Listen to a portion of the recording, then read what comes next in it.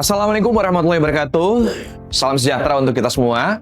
Perkenalkan, saya Cipta Canggih Perdana, SEMM, CPSP, CDMP. Saya merupakan salah satu dosen tetap Sekolah Tinggi Ilmu Ekonomi Ciputra Makassar yang terdaftar pada program studi manajemen.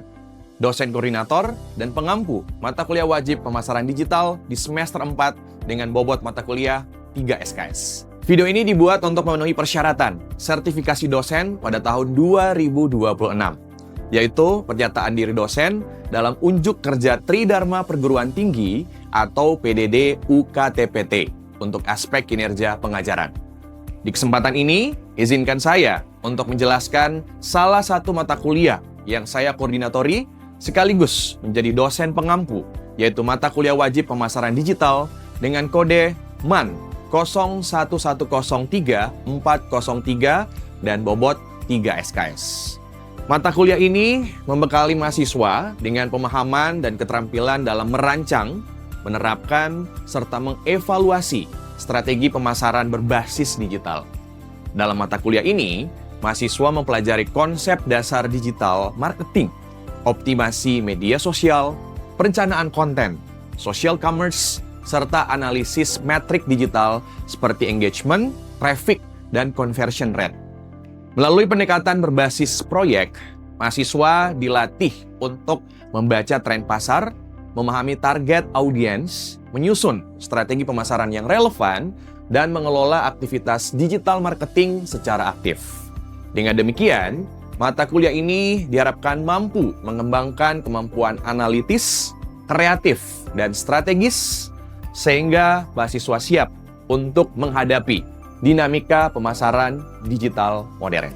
Adapun capaian pembelajaran lulusan, di akhir perkuliahan ini, mahasiswa mampu menciptakan strategi pemasaran digital yang kreatif dan inovatif melalui proses riset pemasaran digital berbasis konsep-konsep pemasaran. Lalu, untuk capaian pembelajaran mata kuliah, setelah mengikuti mata kuliah pemasaran digital, maka mahasiswa Prodi S1 Manajemen diharapkan mampu. Yang pertama, mampu memaknai konsep dasar digital marketing dan menyajikannya dalam bentuk infografis yang sistematis.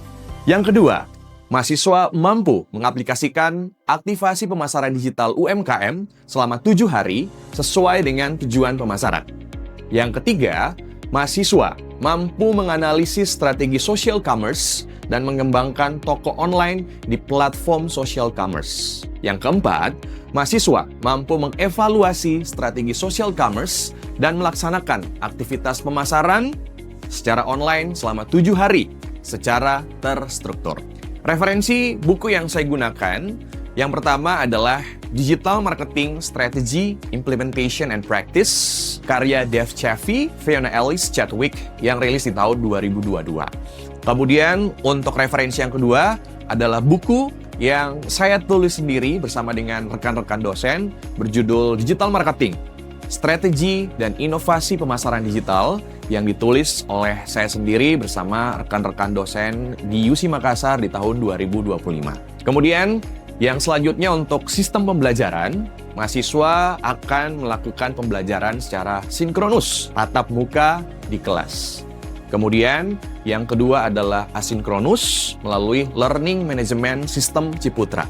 Jadi nanti mahasiswa akan mengakses materi dan juga referensi yang digunakan sekaligus tugas-tugas melalui e-learn. Metode pembelajaran yang saya gunakan dalam mata kuliah Digital Marketing adalah Problem Project Based Learning.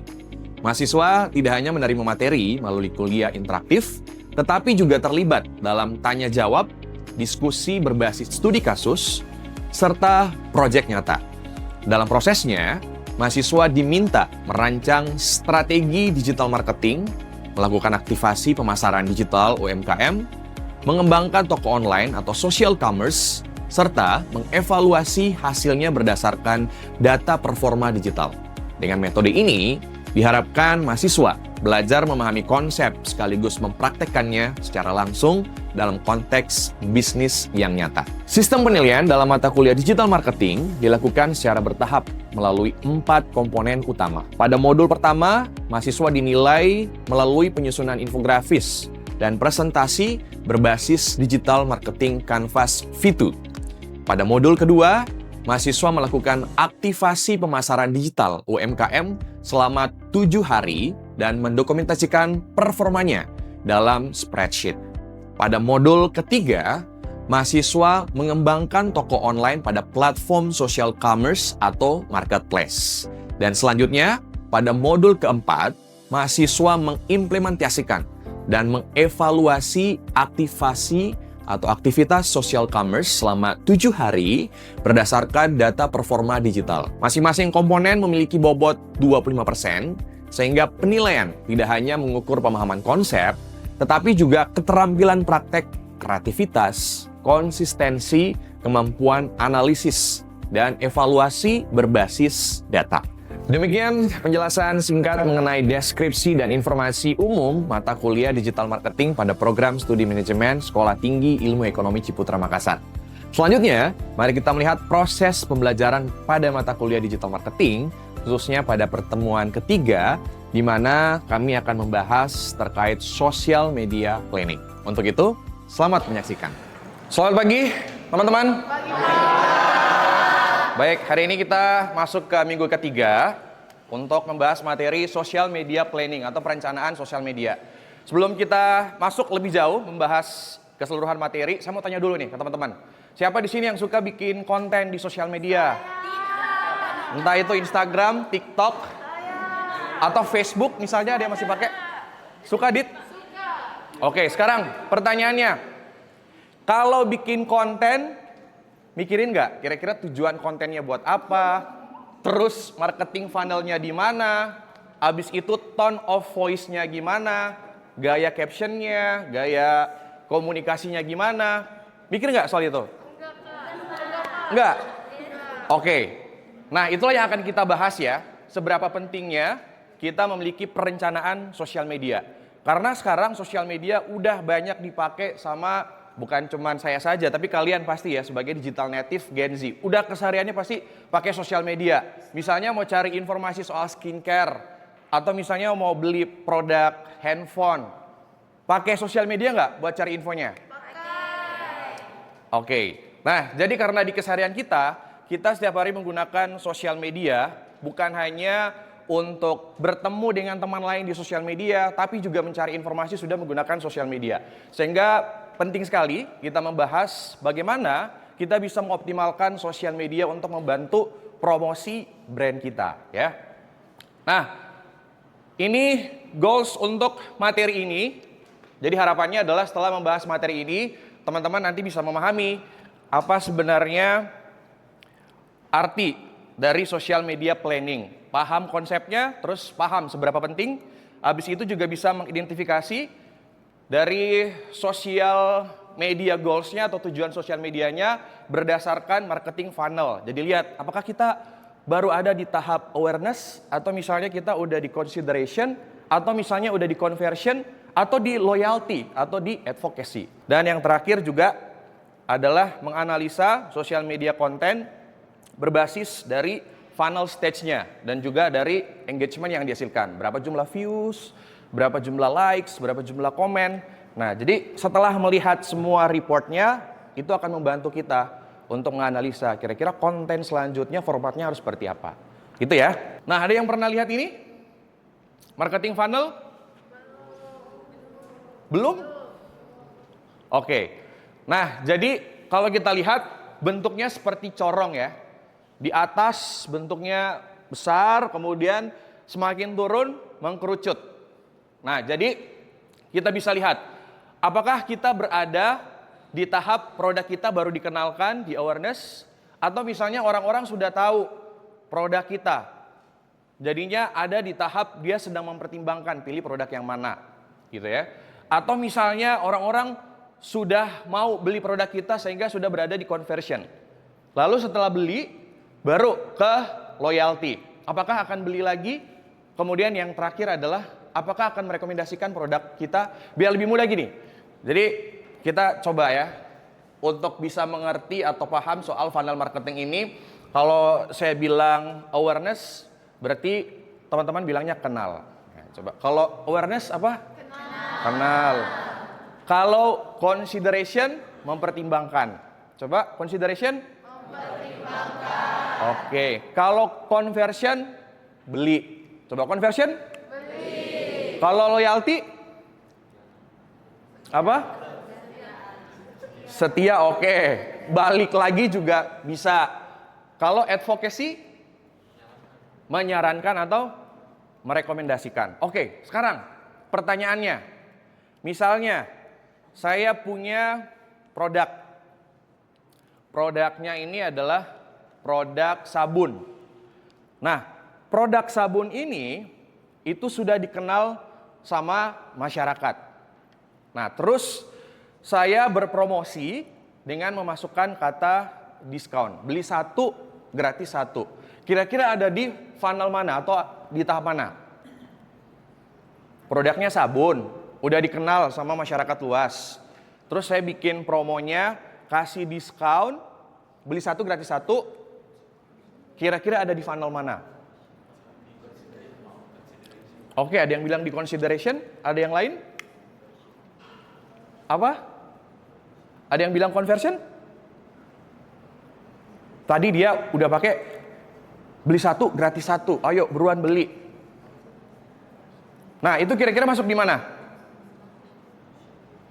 Consideration kah atau conversion?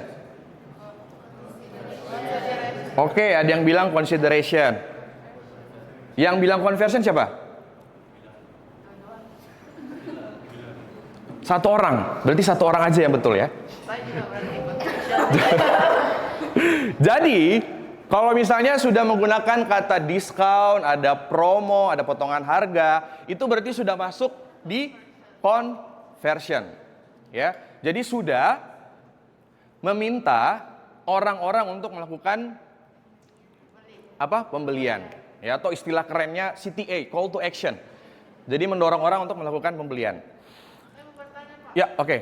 Di antara semua ini awareness, consideration, conversion, loyalty, sama advocacy, yang mana paling penting di funnel marketing? Oke, jadi tergantung dari kondisi brand kita. Apakah brand kita misalnya sudah dikenal sama orang-orang atau belum? Kalau belum, berarti yang penting adalah kita kasih kenal dulu. Kita masih ada di tahap awareness. Ya. Jadi kita beriklan di sosial media misalnya, menggunakan influencer supaya orang-orang kenal sama brand kita. Ya. Jadi kalau misalnya produk kita, produk baru, belum banyak yang kenal, berarti funnel yang paling penting adalah awareness dulu. Kita kasih kenal dulu. Misalnya pakai influencer, atau pakai Instagram Ads, atau misalnya pakai TikTok Ads, gitu ya. Oke, ada pertanyaan lagi, teman-teman? Ya. Kalau mungkin contohnya saya punya bisnis baru, itu kira-kira cocoknya di marketing channel yang mana? Contohnya kayak produk kopi gitu. Ada baru mau rilis, itu kira-kira di marketing channel yang mana? Oke, ada yang bisa bantu jawab? Tadi sebenarnya sudah saya singgung. Ayo, produk kopi baru. Nah, kira-kira ada di funnel mana? Awareness. Ya, karena produknya belum banyak yang kenal, sehingga tugas kita adalah bikin orang kenal dulu. Kalau sudah kenal, akhirnya nanti dia akan kepo, cari tahu gitu ya. Produk ini apa ya fiturnya ya? Apa sih keunggulannya? Apa manfaatnya? Nah, setelah sudah kepo, baru kita tawarin. Kita lagi ada nih diskon, lagi ada promo, sehingga akan mendorong mereka untuk melakukan conversion, melakukan pembelian. Nah, kalau sudah beli, ya jangan dianggurin, ya. Tapi coba kita maintain lagi supaya dia beli lagi. Nah, jadi misalnya kita kasih program reward gitu ya. Atau misalnya kita kasih program loyalty karena mereka sudah beli supaya mendorong beli lagi.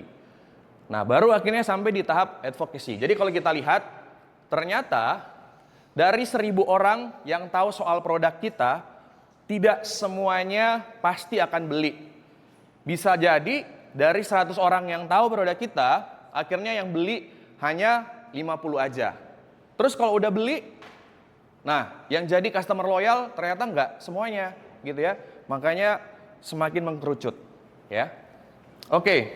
Nah, mungkin biar lebih mudah paham, saya langsung kasih contoh aja. Ini adalah contoh konten yang berada di funnel awareness ya. Jadi ngasih tahu orang kalau kita ada nih.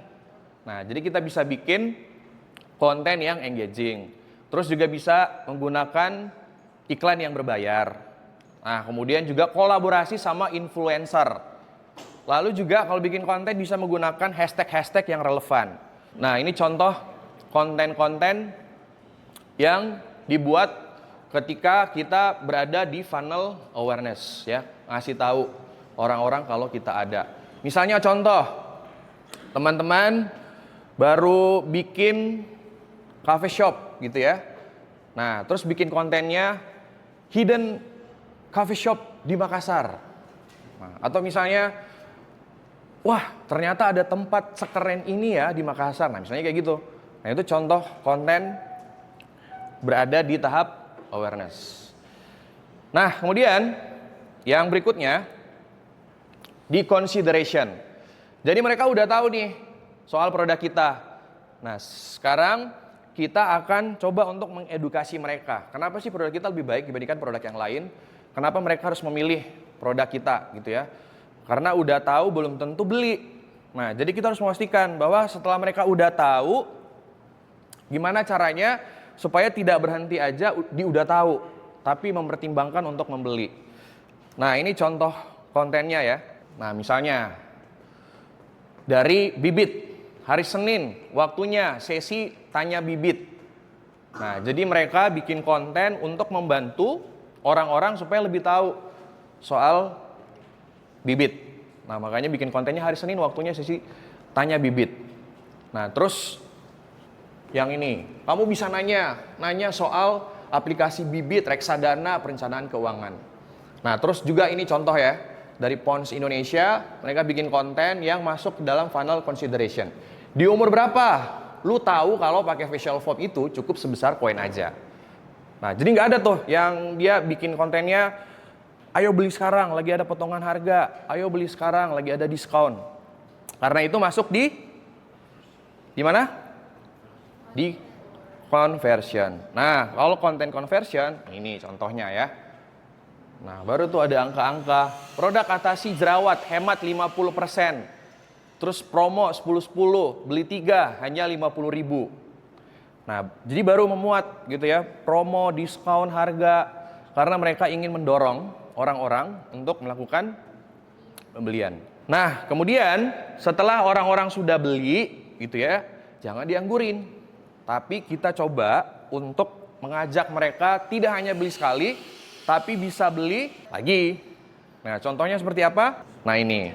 Jadi kasih kode kupon. Nah, terus yang berikutnya, beli obat rutin gratis ongkir, otomatis dikirim setiap bulan. Yuk, langganan sekarang. Nah, itu juga adalah contoh konten yang berada di funnel loyalty. Nah, kemudian yang terakhir. Nah, jadi kalau kita lihat ya, corongnya itu semakin mengkerucut ya, semakin mengecil ya. Karena untuk bisa mendorong ke sini, nah ini walaupun mereka sudah loyal gitu ya, belum tentu sudah loyal terus merekomendasikan ke orang lain. Kalau mereka udah puas, mereka pasti dengan sukarela akan merekomendasikan produk kita ke orang lain. Nah, itulah yang disebut dengan advocacy. Jadi kita tuh nggak perlu bayar mereka untuk mempromosikan produk kita. Tapi ketika mereka udah puas sama produk kita, mereka secara sukarela akan mempromosikan produk kita. Ya, jadi itu adalah advocacy. Contohnya kayak gimana, Pak? Nah, contohnya seperti ini ya. Nah, jadi mereka diminta untuk sharing pengalaman mereka, misalnya menggunakan produk dari brandnya. Nah, contohnya seperti Procis. Share foto atau video momen seru kamu ngemil Procis mayo saset. Nah, ini adalah salah satu contoh konten advocacy. Nah, terus juga dari outside. Nah, jadi mereka minta supaya orang-orang tuh ngasih review gimana pengalaman mereka mengkonsumsi minuman ini. Nah, jadi advocacy ini adalah konten yang bisa disebut juga konten organik. Karena kita tidak perlu bayar mereka, kita tidak perlu mengeluarkan biaya gitu ya untuk dipromosikan produk kita. Kalau mereka puas, nah mereka bisa secara sukarela mempromosikan produk kita. Nah, itulah advocacy. Tapi sekarang juga ada yang sebenarnya mereka tuh kerjasama sama brand ya. Ada yang pernah lihat gak? CEO jatuh cinta sama sekretarisnya. Terus diajak dinner, ya kan? Tiba-tiba si CEO-nya datang ke mejanya. Kamu ada waktu nggak malam ini? Asik. Nah terus, kenapa Pak? Aku mau ajakin kamu sebentar malam kita dinner ya. Oh yes. Terus dijemput di rumahnya. Habis itu ditanya, wah wangi kamu harum banget, kamu pakai parfum apa? Oh iya Pak, aku pakai parfum ini. Nah masuk deh iklannya. Nah itu juga sebenarnya adalah salah satu contoh konten advocacy ya. Oke, sekarang teman-teman, kira-kira kalau lihat dari dua konten ini, kira-kira masuk di funnel mana? Yang dermaster. Kalau yang A, loyalty, oke. Kalau yang B, masuk di awareness. Kenapa kira-kira? Hanya menunjukkan brandnya saja, terus menggunakan public figure, ya supaya mendorong orang-orang yang ngefans sama Cristiano Ronaldo, akhirnya visit platformnya Shopee, ya. Walaupun Ronaldo udah gagal ya, gagal meraih Piala Dunia ya karena udah kalah. Sekarang yang berikutnya, jadi dalam perencanaan sosial media, strategi yang kedua yang bisa kita terapkan adalah kita harus memastikan target yang kita sasar, gitu ya. Jangan sampai bingung membedakan antara target market dan juga target audiens. Nah, ini ada popok bayi. Kira-kira siapa target marketnya dan siapa target audiensnya? Siapa? Produk ini kira-kira buat siapa? Buat bayi. Pernah lihat bayi buka TikTok terus pesan saya mau beli popok yang aman buat saya yang kulitnya sensitif. Ada nggak? Ada Pak, bayi AI ya. Sekarang sudah banyak AI yang kadang-kadang tuh nggak masuk di akal ya videonya ya. Nah, jadi kalau mereka bikin konten, mungkin akan ada adegan bayinya, ya. Tapi juga akan ada pemeran orang tua, karena yang ditargetkan orang tua yang punya daya beli, gitu ya. Gak mungkin si bayi, iya kan? Nah, jadi target marketnya adalah orang tua, oke. Orang tua yang apa? Apakah semua orang tua pasti beli? Iya. Yang beranak, oke, yang beranak ya juga sih. Apa? Yang hamil, oke. Jadi target marketnya adalah orang tua, tapi target audiensnya adalah orang tua yang punya anak bayi. Nggak mungkin semua orang tua. Nah itu contohnya ya. Oke, kenapa kita harus spesifik menentukan target audiensnya? Supaya kita bisa memilih platform yang paling tepat. Kira-kira kalau misalnya target audiens saya adalah ibu-ibu, apakah cocok saya pakai TikTok? Kurang efektif gitu ya. Kurang efektif. Mending pakai Facebook. Daripada saya coba deh di TikTok, padahal ternyata pelanggan kita atau target kita tidak banyak menggunakan TikTok, ya mending saya ya udah semuanya kita fokus aja deh di Facebook karena target audiens kita di Facebook. Nah, jadi kita akan bisa menentukan platform yang paling tepat. Oke, teman-teman, selanjutnya saya mau nanya ke teman-teman, kira-kira kalau lihat dua iklan ini, tone of voice-nya apa yang A, yang B apa? Ambil hatinya, enakin nongkrongnya.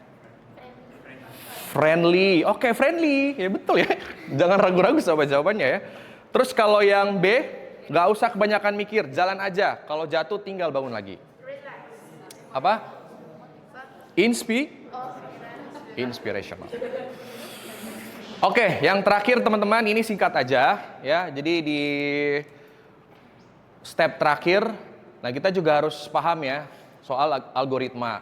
Nah ini ada beberapa referensi dari Hootsuite untuk membantu teman-teman posting yang paling bagus itu di jam berapa. Nah ini sebenarnya nggak menjamin ya teman-teman konten kalian akan FYP. Nah tapi paling tidak ini bisa jadi acuan awal ya. Nah siapa tahu ternyata memang benar-benar efektif. Karena memang sudah diambil dari sumber yang terpercaya, Hootsuite.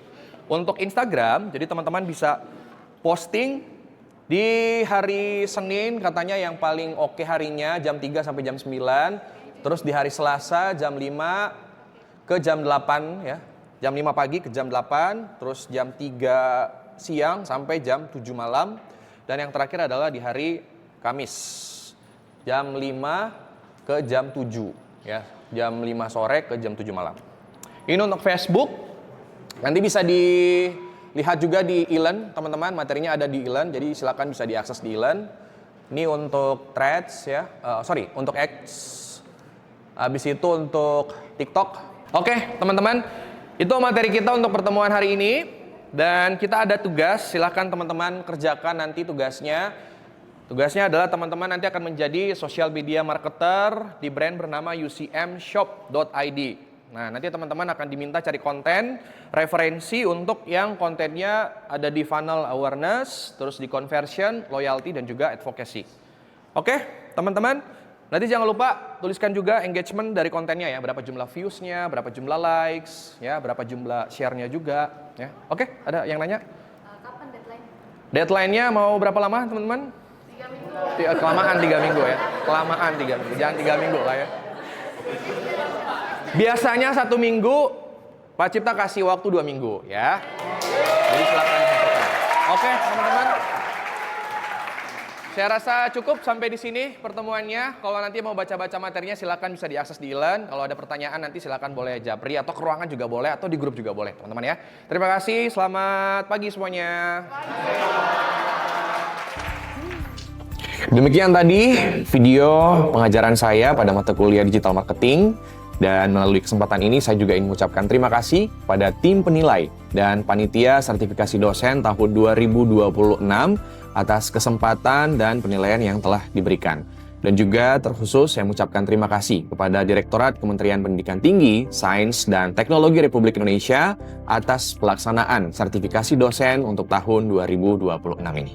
Saya juga ingin mengucapkan terima kasih kepada rekan-rekan dosen dan mahasiswa Program Studi Manajemen Sekolah Tinggi Ilmu Ekonomi Ciputra yang telah mendukung proses pembelajaran ini.